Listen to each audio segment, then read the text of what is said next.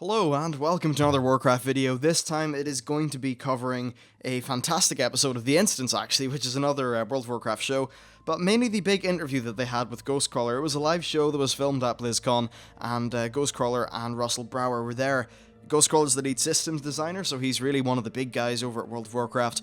And Russell Brower is essentially responsible for a lot of the sound design and that sort of thing from Blizzard. So overall it was a fantastic episode, and there's a lot of really great points to take about the new expansion. So in this video I'm going to be covering the world, the new models, PvE, Garrisons, level 90 boost, and systems. And while we have heard about these things before, Ghostcrawler did bring a lot... He brought a lot of interesting questions, and honestly, the quality of the questions was so much better than it was at the panels. Unfortunately, this year's panels were plagued by some very poor questions, with a lot of people just bitching about the 10-man heroic change, which, while it is a legitimate concern, probably wasn't really worth the amount of airtime that it got at the panels, because we really would have preferred just to get information. So, anyway, let's get into it. Now, the world. They said that Draenor is a very savage place. And Greg was really quite adamant about this, and that a thing that he likened it to was the Fel Reavers in Outland. Now, for those of you who weren't around in Burning Crusade, the Fel Reaver is a giant creature which roamed around Outland, a little bit like a world boss actually, but sometimes you just be questing and the Fel Reaver would walk up and kill you. Now, they have a bit of a parallel to this in the Grahn. There's just giant Grahn walking around the place, making the world feel more dangerous.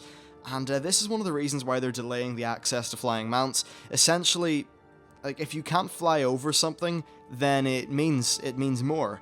Like, the Fel Reavers, if you could fly while you were leveling, the Fel Reavers, no one would remember them from Outland. And then even at the time, I remember, like, enjoying the whole Fel Reaver thing. It was kind of fun when you were walking around doing your quests, and all of a sudden your screen would shake, and you'd hear a big noise, and you had to get out of there before this thing killed you. So, that's cool. And they also said that they maybe even will delay the flying past level 100. Of course, I have a video on that, which you can see. And he did say that this is just an idea and it's not solid. Honestly, till 6.1, I'm not really sure, but I think definitely no flying during at least the leveling of your first character.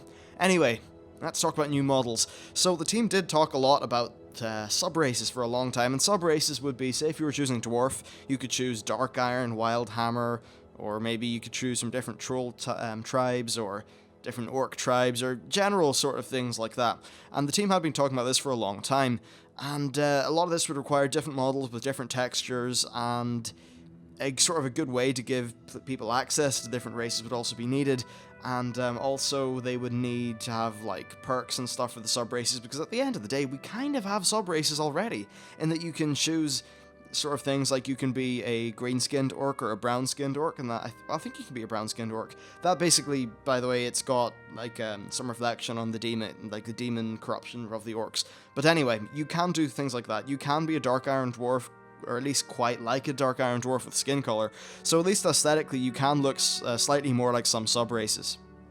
Personally, I think the ideal use of a sub-race would be, say, High Elves, right? So I'd say if they were implementing High Elves now, then you could choose between either the regular High Elf or the newer Blood Elf for the Horde or Alliance. I think that would have been a cool way to do it. But right now, I don't really think it's the top priority. What matters is getting these new models out of the gate. Now, also, they said the artists have experimented with, and wait for this, hunters and rogues, a brace for your knives. So all your throwing knives and stuff can be held in your thigh if you're a rogue, or also if you're a hunter, a quiver. I'm really hyped for this. You know what? As a hunter, I've been walking around for so long, pulling arrows out of thin air, and it just kills the immersion. I kind of liked, one of the things that I liked back in the day, I didn't like the ammo system and the whole quiver system. That was crap. But what was nice is that there was like a thing where your arrows came from, and it made a little bit more sense. It's a bit more immersive. I think that it's a better system now without that stuff, but I think that aesthetically they should really be putting in a quiver. And for a rogue, I think it looks kind of badass to have this big brace full of knives like flapping about in your thigh. I think that's really good. Also, they said in regards to the new hunter weapon sounds that the reason they're doing it is because the old sounds were very annoying. And if you're a hunter who has recently used a gun, then you definitely know what I'm talking about. Also, they said that the last time that there had been so much diversity in sound for a piece of World of Warcraft content was probably vanilla. And I think that just stands like testament to the fact that there is a lot of sound going into Warlords of Draenor. They even said things like they've got new sounds for professions, they've got new footstep sounds, they just have so many different sounds. All of the new models are coming with some new sounds as well to make them feel a bit more fresh, but of course still feel the same, because at the end of the day we're using assets that were recorded in 2003. Even in terms of just the quality of the audio files and stuff like that, there's a big way, there's sort of a big way up that we can go. So honestly, I think this is all really positive and fantastic news. Next, let's talk about PvE. So, Mythic Pandaria had essentially enough designers and artists to really only do new raids, because at the end of the day, a new raid does last longer than a whole bunch of new dungeons. That's fair enough.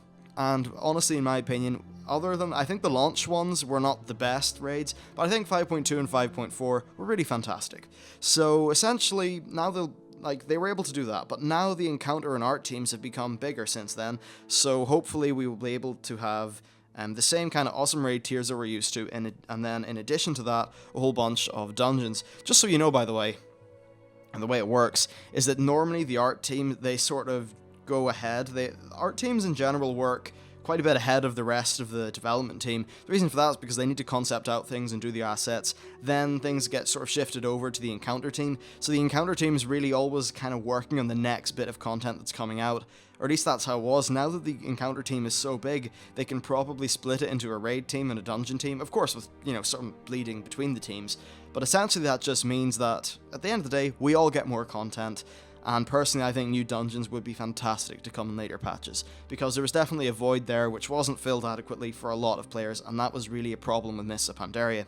Also, they said that the vast majority of raiders are still going to have their usual 10-player normal heroic thing, and this is just really addressing the whole Mythic problem, and honestly, I don't even know if the Mythic thing will make it that long. So Mythic, which is the same difficulty as Heroics are in Mythic Pandaria, is, as we know, just 20 players, and that's to avoid issues from getting 10, 25 to be balanced. 10 was often sometimes a little bit easier, sometimes for 1 or 2 fights 25 was easier, just different things like that, and the problem is that that does cut off a lot of 10-man heroic raiding teams, which is a problem. Now there's one thing which I actually want to one thing to say is that right now it's hard for a 10-player guild to grow, right? Because every player who you add to your guild is one person who has to sit out on a night. That happened to our guild, actually, to the point where we'd have to bench one person a night, which was really sucked for that person, but at the end of the day we were kind of casual about it and no one really cared, so it was fine.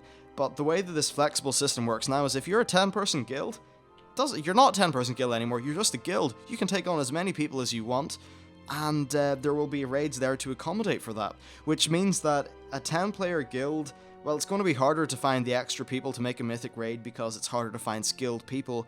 It still will be possible, and I'd say the average guild sizes for raid teams and things like that will go up, because at the end of the day, a 10-person raid team is going to probably have about 14 people in it anyway to, count for when people can't turn up and stuff like that. So really, any 10-man's now going to be a 12 to 14-man, honestly. So yeah, that's quite good. Also, they said that the devs did not ask top guilds about the Mythic raid size beforehand, which is interesting, but at the end of the day, the top guilds are, a few hundred people? It's a game of, 7.6 million people? Hopefully far more than 7.6 million people soon, because I think this new expansion just has so much potential to expand just the scope and quality of the game. Now that's us, we're kind of halfway done now. Let's talk about Garrisons. So they said that the Garrison will have, and this is really cool to me, the pet stable, right? And in this pet stable, you can assign your pets there. But the really cool thing is that your pets will just appear in the world. Now this is really nice because, as a hunter, our pets have only really been a menu item. You can only have one at a time in most cases. But now you can actually feel like, as a hunter, you have your group of pets, which is really good for immersion and stuff like that, so that's a nice system. Also, they said that pet battles and garrisons are the sort of thing which would be nice in mobile devices, but any resources spent on that wouldn't be used in the actual game. This seems very odd to me because, a mobile team, they're porting this over to a phone or something like that, isn't going to be the main development team for World of Warcraft, so maybe this means that Blizzard do not have some sort of internal mobile team, which does seem odd to me because from time to time they do release an app. Perhaps there could be some expansion so they could expand the pet battle functionality or the garrison functionality out to mobile devices, but It doesn't matter that much, let's be honest.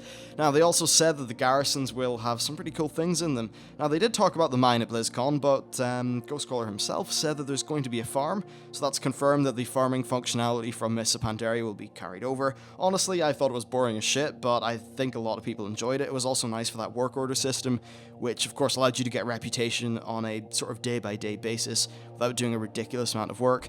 That was nice, and it padded out the whole sort of bloat daily problem that the expansion was plagued by. So that's nice that that's back, and it's also good for cooking and for getting your Motes of Harmony if they do have a sort of similar equivalent. Personally, I hope they don't. So on top of that, there's also a place to fish. This is great because, you know, fishing, I think it's also boring as shit, but some people seem to find it peaceful. So, you know what, more power to you if you enjoy it. Now let's talk about the level 90 boost. So they said that one of the problems with World of Warcraft's success is that there's a lot of people who want to come back to a new expansion.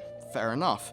But the problem is, let's just say you play Cataclysm, and you just thought, god damn, Cataclysm's terrible, and then you were one of the people who initially saw Mists of Pandaria and thought, ugh, Kung Fu Pandas, and just gave up. And then you see Warlords of Draenor, and you see, wow, this is really playing to my nostalgia and the stuff that I like about the game. I want to come back. You don't want to level through Mists of Pandaria again. Trust me, I've done it 3 times. You really don't.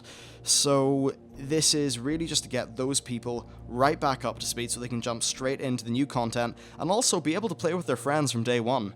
And I think that's really good. So giving everyone a free day 1 level 90 will help out a lot of returning players. So if you do take advantage of the level 90 boost, it's going to be a little bit like you've taken advantage of a Scroll of Resurrection, but a little bit better. All the skills are removed from your bar except a few of the ones that you'll need to kill things initially, and as you do quests, you will unlock more and more abilities until you have your own.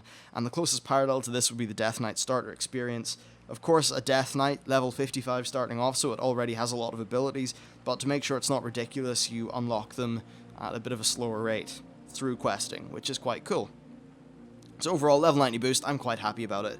Ghostcrawler didn't say anything about selling it on the store, which was one of the rumory things that was passed around BlizzCon, so I don't know how that'll turn out. I mean, I do have a video speculating on it, but who knows. Personally, I don't think it'll affect the gameplay of a lot of us who really do care about the game, so at the end of the day, I think it would overall be healthy for the game. And if something's healthy for the game that we like, then surely it couldn't be a bad thing, I guess.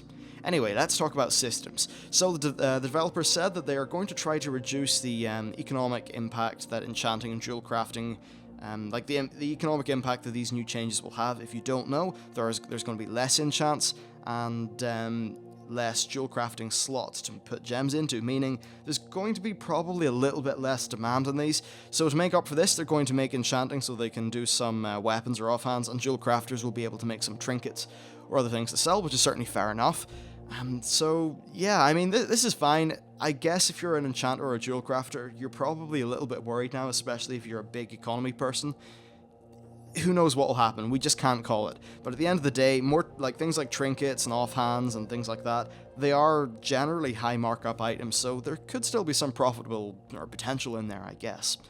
Now, they also said that in the future it would be nice to save armor sets in a collection. The collection is, of course, the system that they have for storing things like pets and mounts, which is going to be expanded to tabards, heirlooms, and toys. So that would be really cool for gear. For example, I'd say it could just be you hit a key in the keyboard, the UI pops up, and the UI is basically just kind of like one of those, like a picture of a character in a way with all the different slots on it, and you can save different slots, and the armor is actually stored inside those slots, not in your bag. I think that would be an absolutely fantastic way to deal with it, and would really help us out with bag space. So hopefully that makes it into the game. And Ghostcrawler, you said it was nice, put it in your damn game.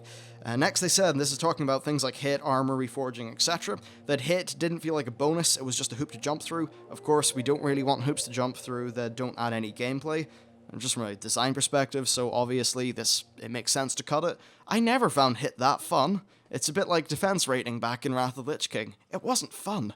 And if it's not fun, why is it in the damn game? Because the game is about fun. And if you want an immersive RPG experience, I don't really think just an arbitrary number like that even is conducive to that, so it just really had no place in the game. Also, they said the tanking gear will have armor on it as a tanking stat after dodge and parry are gone. Now, of course, dodge and parry are still things you can do, and there'll be abilities and things like that, so you can still have an avoidance-based tank. But I think at the end of the day, It's called tank. You know, I think it's a little bit more immersive and RPG-like for your armor to actually have armor instead of your armor making you move a little bit faster even though it's full heavy plate. I think that makes sense, and it's a nice streamlining of stats. Stats are rarely fun when they're done in the way that World of Warcraft did them, at least in today's world. And I understand a lot of people are probably going to call me out on that and saying it's not really as ultra hardcore as it could be. But I just don't see how a lot of these stats were fun. At the end of the day, you just really go on to Ask Mr. Robot, or if you don't trust that, which I suppose there's a lot of grounds not to trust it, you just go into a good spreadsheet for your class. There's all your solutions there. And the only people who actually cared about stats were the people who just went onto those spreadsheets. The other people didn't really engage in their stats. So why the hell were they there? No, playing your class well should be about skill. It should be about getting your rotation right. It should be about good decision making throughout the fight. Therefore, extra hoops to jump through, things like that. Not fun, so it makes sense to cut it from the game. And finally, reforging. So reforging was supposed to be something that let you customize the gear to change your playstyle a little bit, and ended up being, for most people, extra work and maths and Ask Mr. Robot to do to want the most to get the most optimal gear. Of course, the one caveat for this is that for a lot of healers, it was actually a playstyle choice. I think reforging worked out well for healers, but terribly for everyone else. Healers are still going to be able to get their sort of trade-offs, or maybe if they want more spirit or something like that. They're still going to be able to do that via off-armor pieces of gear. When I say off-armor, I mean just like legs, breastplate, gloves, helm, that kind of thing. Off-armor is things like trinkets, rings, your cloak. They're still going to have more diverse stats that healers can change from. So at the end of the day, healers, you're still going to be able to choose if you want to have more spirit or more of another stat, but overall stats will make sense, and reforging will just be another hoop you don't have to jump through, which is quite good. Anyway, this has been going on for like 17 minutes, which is kind of long, so I'm going to end the video now. Thank you very much for watching. If you have a response or anything like that, please leave it in the comments. I'd love to have a chat, if Google Plus lets me, and I'll see you next time.